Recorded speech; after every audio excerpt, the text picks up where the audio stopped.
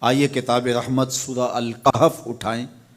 اللہ تعالیٰ نے ایک واقعہ بیان کیا ہے حضرت موسیٰ اور حضرت خضر علیہ السلام کا، کہ حضرت موسیٰ علیہ السلام عزم مصمم کر کے جب چلے تو اللہ فرماتا ہے کہ ہم نے حضرت موسیٰ علیہ السلام کو جس بندے کی نشانی بتائی تھی وہ بندہ ان کو وہاں مل گیا۔ سفید چادر اوڑے حضرت خضر علیہ السلام وہاں لیٹے ہوئے تھے، تو یہ جا کے ان کے پاس کھڑے ہو گئے کہ حضرت میں آپ کی خدمت میں اس لیے آیا ہوں کہ اللہ نے آپ کو جو خصوصی علم عطا کیے ہیں میں ان کو سیکھنے کی غرض سے آپ کی چوکھٹ پہ آیا ہوں۔ کہا تم میرے ساتھ صبر نہیں کر پاؤ گے، معاملے مشکل ہیں، سفر دشوار ہے، منزل کٹھن ہے، اور میرے معاملات ایسے ہیں کہ تم اعتراض کرو گے، اس کے بغیر تم رہ نہیں سکتے۔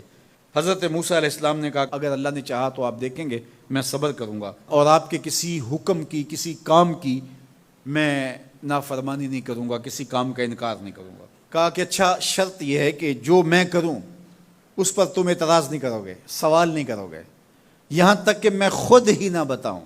تو کہا کہ یہ شرط ٹھہری، میں کوئی بات نہیں کروں گا۔ فانطلقا، دونوں چل پڑے، دریا کے پار جانا تھا۔ جو کشتی کا مالک تھا، کشتی بان تھا، وہ حضرت خضر علیہ السلام کو جانتا تھا، تو اس نے کرایہ بھی نہیں لیا، لیکن جب کشتی پر سوار ہوئے تو عصا مار کے حضرت خضر علیہ السلام نے کشتی کا ایک پھٹا توڑ دیا۔ تو بے ساختہ حضرت موسیٰ علیہ السلام نے کہا آپ نے پھٹا توڑ دیا، یہ سارے ڈوب جائیں؟ کہا میں نے کہا تھا نا تم میرے کاموں پہ صبر نہیں کر پاؤ گے۔ تو حضرت موسیٰ کو یاد آیا، کہا میں بھول گیا تھا، اس پر مواخذہ نہ کیجیے۔ پھر دونوں چل پڑے۔ بچے کھیل رہے تھے، ایک خوبصورت لڑکا وہ بھی بچوں میں کھیل رہا تھا۔ حضرت خضر آگے بڑھے اور اس کی گردن مروڑ دی، اس کو قتل کر دیا۔ صاحب شریعت تھے حضرت موسیٰ علیہ السلام، نہ رہ سکے، پھر بول پڑے ایک جان کو بغیر کسی جان کے بدلے میں قتل کر دیا، اس نے گوایا کیا تھا ہمارا؟ آپ نے بہت ہی جو ہے وہ غلط کام کیا، یہ کام اچھا نہیں کیا آپ نے۔ کہا میں نے کہا نہیں تھا کہ تم میرے ساتھ صبر نہیں کر پاؤ گے۔ کہا ایک موقع اور دے دیجئے، اب اگر میں نے کوئی اعتراض اٹھایا تو پھر دوبارہ مجھے آپ اپنی صحبت میں نہ رکھیے، عذر تمام ہو جائے گا۔ پھر دونوں چل پڑے، یہاں تک کہ ایک بستی میں دونوں آئے تو آپ نے بستی والوں سے کہا کہ ہم مہمان ہیں، آپ ہماری مہمان نوازی کیجیے، کھانا کھلائیے۔ تو انہوں نے انکار کر دیا، کہا کہ ہم تو آپ کو بلایا نہیں ہے، آپ خود آئے ہیں، آپ اپنے کھانے کا خود انتظام کیجیے۔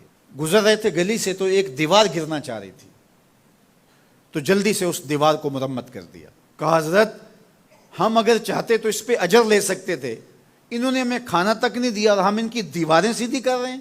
کہا اب تمہاری میری جدائی ہو گئی، تم نے یہ بھی اعتراض کر دیا۔ تو انہیں یاد آیا کہ وہ یہ بھی اعتراض ہو گیا۔ اب میں تمہیں بتاتا ہوں کہ یہ 3 کام میں نے کیوں کیے۔ اللہ اکبر۔ اب سنیے، قرآن ہمیں بتاتا ہے کہ ظاہری علم بھی ہوتا ہے لیکن کوئی باطنی علم بھی ہوتا ہے۔ کہا وہ پہلی بات کشتی والی سنو، یہ 2 مسکین بچوں کی کشتی تھی، ان کے گھر کا چولہا اس کی کمائی سے جلتا تھا۔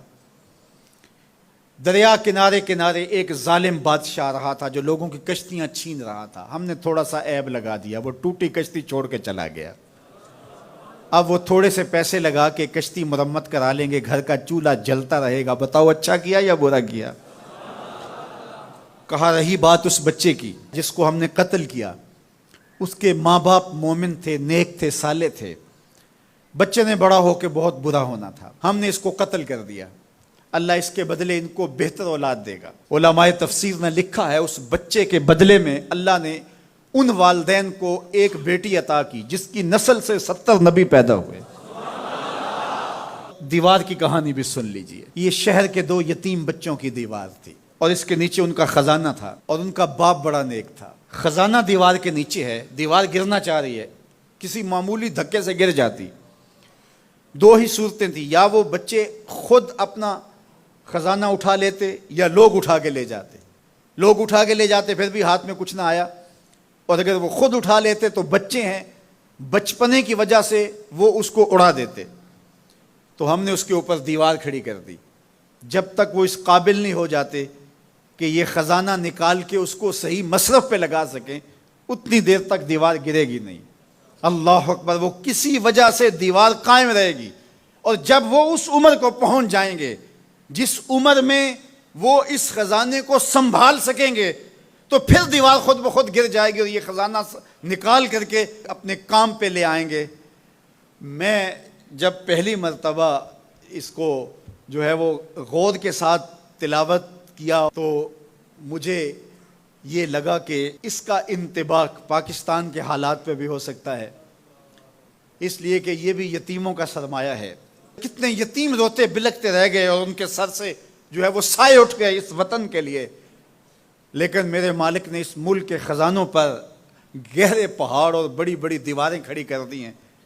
جب تک یہ قوم بلوغت تک نہیں پہنچے گی اتنی دیر تک وہ خزانے ظاہر نہیں ہوں گے، اور جب یہ قوم اپنی بلوغت تک پہنچے گی، شعوری بلوغت، فکری بلوغت، علمی بلوغت، اور رب سے جو وعدہ کیا تھا پاکستان کا مطلب کیا، لا الہ الا اللہ، جب اس بلوغت تک یہ پہنچ جائے گی، اس وعدے کی تکمیل ہوگی، پھر رب دیوار ہٹا دے گا اور پاکستان کو اللہ اتنے خزانے دے گا اور پاکستان ایسا مالا مال ہوگا دنیا دیکھنے آئے گی انشاءاللہ۔ اس لیے رب نے دیواریں بنا کے رکھی۔ تمہارا باپ معین الدین چشتی بڑا نیک تھا، تمہارا باپ داتا گنج بخش علی حجویری بڑا نیک تھا، تمہارا باپ حضرت مجدد الف ثانی بڑا نیک تھا، ان کی وجہ سے میں دیواریں کھڑی کر رہا ہوں اور مضبوط حصار لگا رہا ہوں تمہارے خزانوں پر، اور وہ وقت آئے گا جب تم بلوغت کی عمر کو پہنچو گے، دیواریں ہٹ جائے گی اور تمہارا وطن زمانے پہ مہکتے پھول کی طرح اور چمکتے ستاروں کی طرح اور روشن آفتاب کی طرح چمکتا اور مہکتا دکھائی دے گا، اور زمانہ پاکستان دیکھنے آئے گا، پاکستان دنیا کی قیادت کرے گا انشاءاللہ۔ تو کہا یہ تعویل ہے ان باتوں کی جو باتیں میرے رب نے مجھے بتائی، اور یہ میں نے اپنی مرضی سے نہیں کہیں، اور جو میں نے کیا اپنی مرضی سے نہیں کیا۔ تو یہ باطنی باتیں ہیں، شاید یہ باطنی باتوں کے جوش میں یہ بات بھی میں کر گیا۔ وہ کیا کسی نے کہا تھا کہ بھری محفل میں ایک راز کی بات کہہ دی، بڑا بے ادب ہوں سزا چاہتا ہوں۔